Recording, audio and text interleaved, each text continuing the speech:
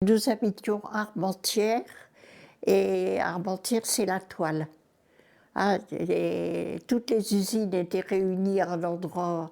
Il y avait plusieurs usines qui étaient à Houpline, qui est juste contre Armentières, et tout le monde faisait de la toile, les torchons, les serviettes de toilette, les draps, voilà, et qui étaient vendus dans la France entière.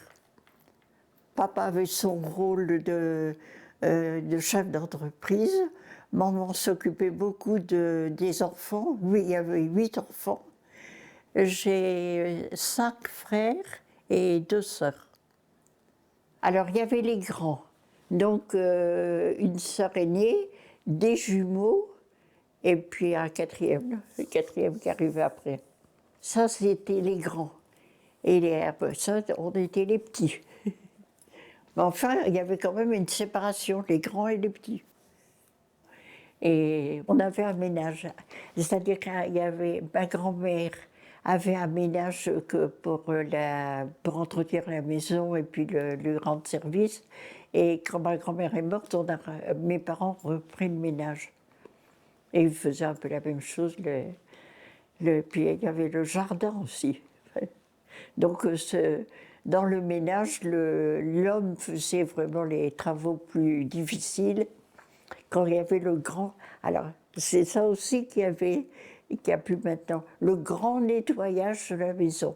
Pendant 48 heures, tout était blackboulé un petit peu partout, et on faisait la chambre en grand, le plafond, les murs cirés par terre, et puis toutes les pièces de la maison étaient faites au moins à fond, une fois par an. Et alors, il y avait un ménage, Madame Marie faisait la cuisine, et puis Émile, il faisait le valet de chambre. Et souvent, quand il faisait le ménage en grand, on débarrassait tout, et Émile, il était à 4 pattes pour cirer le plancher. Et nous, on était sur le dos d'Émile. Bon, on n'était pas très grands, hein, 3-4 ans. Alors, il faisait... Ça, c'était une chose qui arrivait 3 fois par an. On cirait le plancher, mais sur le dos d'Émile. Alors, nous habitions à Armentières, mais j'allais en classe à Lille. Il y avait un autocar qui sortait de Lille, qui faisait toutes les campagnes pour ramasser les enfants. Et on dînait à l'école et on revenait à 4 heures. Voilà, donc j'étais à Blanche-de-Castille, qui existe toujours d'ailleurs. J'ai appris à lire, à écrire à Lille. Et j'ai fait ma communion. On faisait sa communion, mais il fallait avoir 7 ans pour faire sa communion.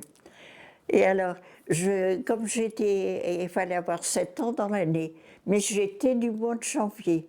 On a dû demander à l'évêque une permission pour que je puisse faire ma communion au mois de décembre, alors que c'était trop vite en principe. On respectait beaucoup les âges. 7 ans, 10 ans, il y avait des événements qui se passaient à ce moment-là. On grandissait suivant les ordres religieux, je dirais. Suivant le... Parce que, vous voyez, la première communion, il y avait la première communion, la communion solennelle, et après ça, c'était tout. Mais alors, la prière du soir, tous les jours, dans toutes les familles, hein, à genoux, alors il y avait le souper, après ça, à genoux par terre, pour dire Notre Père, je vous salue Marie, je crois en Dieu, les actes de foi, d'espérance, oh là là, c'était...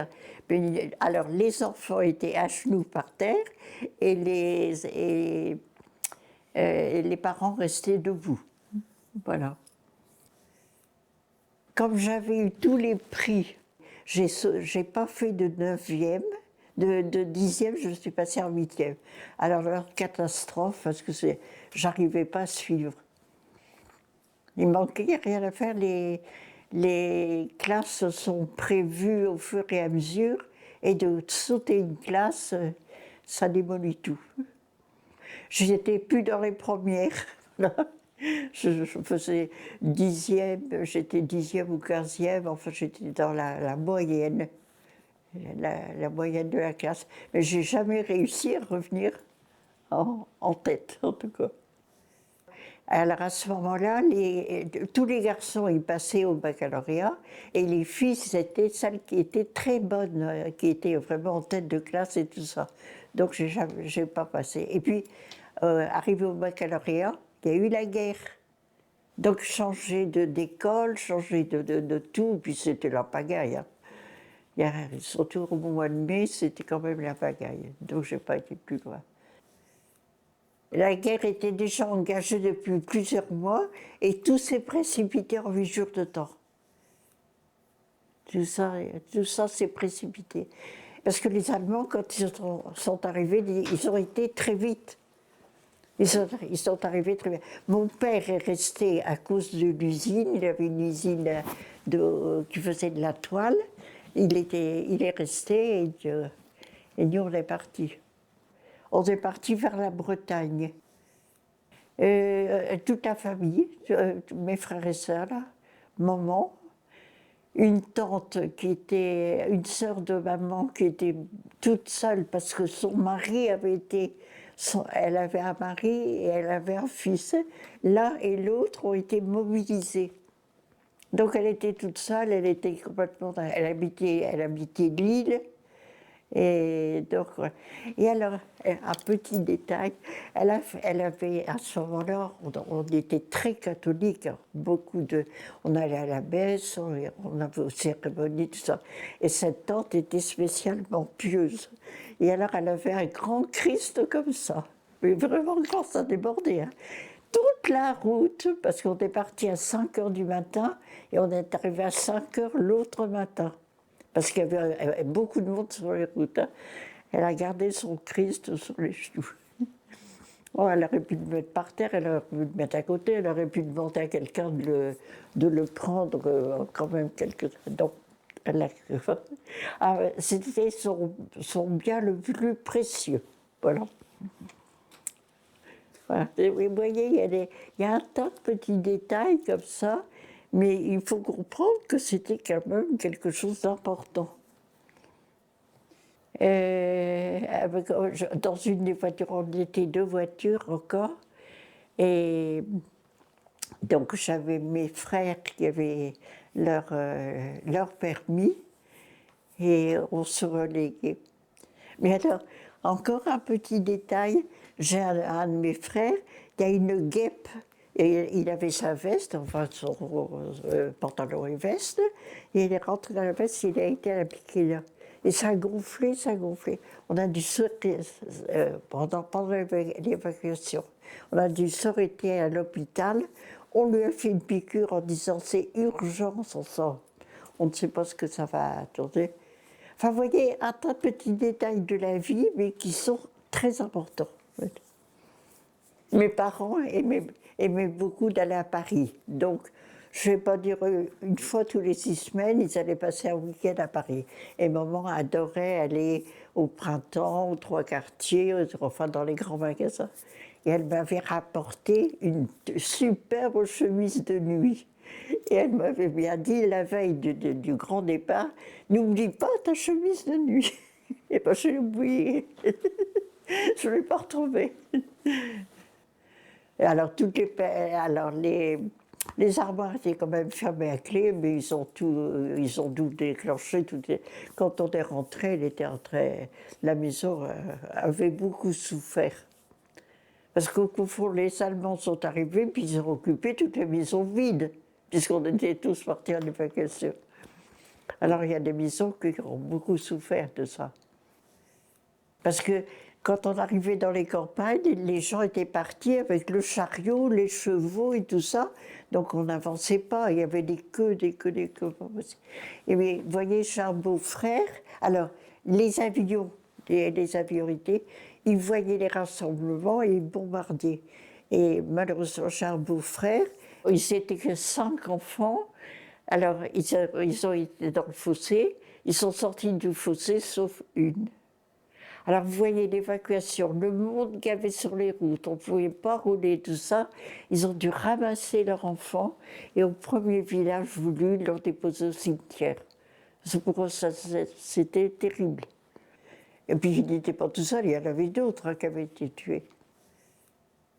Et alors, les couvertures rouges, vous avez entendu parler des... Alors, c'était les Belges, on leur distribuait des couvertures rouges qu'ils devaient mettre sur le toit. Alors, en principe, c'était un repère pour ne pas être mitraillés. Mais je crois que c'était le contraire. Alors, toutes les voitures belges, c'est bien ça, elles étaient toutes recouvertes de couverture rouge. Au mois de mars, enfin tout ce que l'évacuation, c'était au mois de mai. Hein. Mais au mois de mars, c'était les conversations en classe. Est-ce que tes parents ont un château Lafrousse? Tu vois, vous avez déjà entendu ça, le château Lafrousse? Alors on se disait à la récréation, derrière château Lafrousse, non pas encore, les parents cherchent un endroit. Avant ça, c'était les conversations courantes, le château Lafrousse. Ça voulait dire on a prévu d'être envahi, donc on a une maison dans le Midi en France, quoi.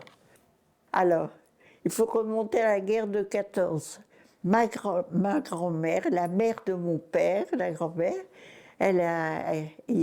en 14, elle a évacué aussi. Et elle a évacué du côté de la Baule. Et alors, elle était à la fin de la guerre, elle était prête à revenir ici. Elle a dit, mais si jamais il y a une guerre, il faudrait peut-être prévoir. Et elle a acheté un terrain. Donc, où elle n'a jamais été, elle n'a jamais vu, elle sait pas. Et alors, mes parents ont dit, on va aller sur le terrain de ma grand-mère. Alors on a commencé, on est arrivé là-bas, il n'y avait rien, on a campé. on a logé sous la tente un moment, puis après ça, on a loué une villa. Voilà. Pornichet à côté, juste c'est une petite station à côté de la Baule. Alors, quand on était à Pornichet, on voyait les bateaux qui sortaient de Saint-Nazaire pour partir en Angleterre. Et donc, les Allemands arrivaient et il y a beaucoup d'avions qui tournaient autour, justement, de Pornichet. Alors, un jour arrive un bateau, naturellement, avec des personnes importantes qui partent en Angleterre. Alors, le bateau a été coupé en deux, chacun de son côté. Et le lendemain, les corps sont arrivés sur la plage. Et les Allemands se faisaient photographier avec le corps par terre et debout, un pied sur le corps et se faisaient prendre en photo. Ça, je l'ai vu de mes yeux. Attendez, on est arrivé au mois de mai. On est rentré pour la rentrée des classes en septembre. On est rentré. Beaucoup de personnes étaient parties en évacuation, donc les maisons étaient vides. Quand on rentrait et qu'on avait 5 maisons qui étaient occupées par les Allemands, on allait à la mairie et la mairie dit vous pouvez aller chez un tel, il n'est pas rentré. Alors sans se retrouver dans la maison des autres, ça va pas non plus. Et puis il y en avait 2 qui étaient dans une maison, 2 qui étaient dans une autre maison. Donc c'était impossible à vivre. On se fait à l'idée qu'on ne retrouvera plus rien pareil. C'est surtout ça. Mais pour les parents, c'était l'enfer. Hein. Les Allemands qui étaient chez nous, ils sont partis. Je ne le savais pas encore à ce moment-là. Ils sont partis chez les beaux-parents. Et alors on a pu récupérer un petit peu. Récupérer, nettoyer. Sous les lits, il y avait des bouteilles vides, il y avait toutes les... Au lieu d'aller à la poubelle, c'était balayé en dessous des lits. Mais c'était l'horreur. On est rentré en septembre, mais les écoles n'étaient pas ouvertes. Alors, à ce moment-là, sur Armentières, qui était une petite ville à l'époque, donc mes parents m'ont mis à Lille. J'étais pensionnaire pendant 4 ans. Là. Et on mangeait des haricots, il y a encore des haricots. Il n'y avait rien à manger. Là. C'était pas évident d'être pensionnaire. Alors il y a beaucoup de pensionnaires qui étaient de la campagne. Elles arrivaient avec leur mode de beurre, avec tout ce qu'elles pouvaient avoir. Donc elles avaient à manger tous les jours. Moi, mon père, il était dans la toile et on ne mangeait pas la toile. Donc c'était les haricots en priorité. Avant la guerre, il y avait pensionnat de filles, où il y avait des filles, pensionnat de garçons, où il y a des garçons. Et alors après, avec la guerre et tout ça a été mélangé. Et donc on avait des professeurs hommes, ce qui était très rare. Parce que chez les filles, il n'y avait que des filles. Que des filles, que des femmes, quoi. Alors que les classes avaient 18 ou 20 élèves, hein, pas tellement. On est arrivé très vite à 30, 35 élèves. Ils étaient perdus, les professeurs. Et puis, ils n'étaient pas. On a eu des professeurs qui n'avaient jamais fait leur métier, qui n'avaient jamais été professeurs. Donc, c'était un peu le mélange. C'était difficile. On était toujours un peu sur la brèche, en disant est-ce que ça va passer, est-ce qu'on va être tué, est-ce qu'on va... Armentières, donc on habitait à Armentières, près d'une école. Et cette école, la façon dont c'était diffusé, on pouvait penser que c'était la gare. Et alors cette école a été beaucoup bombardée, et chaque fois, on descendait alors dans nos caves, on disait nos prières et tout ça. J'ai vu j'ai vu quelque chose d'extraordinaire là, à ce moment-là. Pendant qu'on descendait à la cave, il y avait d'autres maisons autour de chez nous qui étaient mitraillées. J'ai vu des briques qui volaient avant d'atterrir. Pour vous dire que on était très très proche des bombardements. Naturellement, on était très rationnés de pain, de viande et tout ça. Et le matin, enfin chez nous, on était 8 enfants quand même.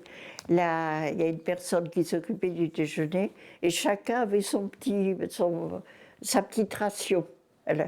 Alors moi, j'étais une petite fille à ce moment-là, j'ai mes frères, j'en ai deux surtout, il me dit tu me passes une tartine, tu me passes une tartine, et ça.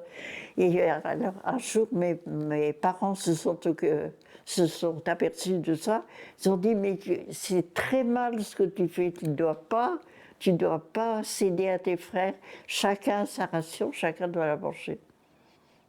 Et ça aussi, on se faisait des petites passes comme ça. Bon, enfin, moi, je n'étais pas très grande à ce moment-là, et je me laissais faire. Mais on s'entendait. J'avais deux frères spécialement avec qui je m'entendais très bien.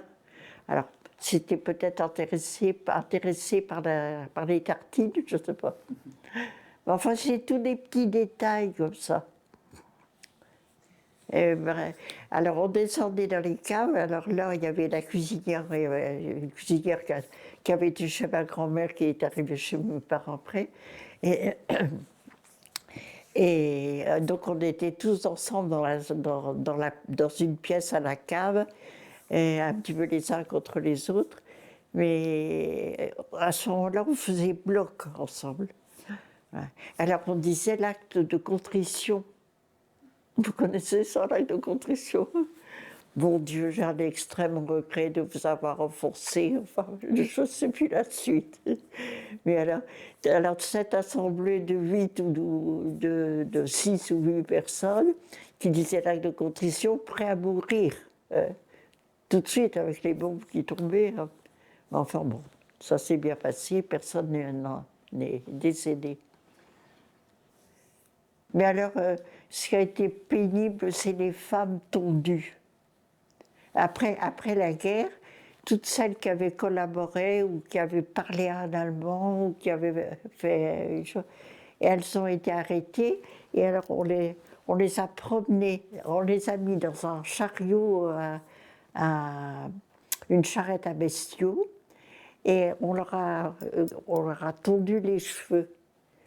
Ça, c'était vraiment très pénible parce qu'il y en a qui ont été à qui on n'a pas demandé leur avis, on les tendu directement et ça a été très très pénible ça. On n'était pas pour, on n'était pas contre, on était pour revivre. C'était ça qui nous intéressait, en revivre enfin tranquillement. Ah, la libération, c'était la folie. J'ai embrassé un Anglais, j'ai embrassé un Américain, on criait sur les toits.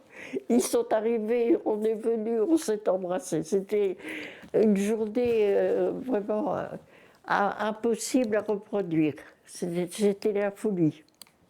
Et même nos parents, quand on racontait ça à nos parents, ils disaient, oh, tout le monde était exalté.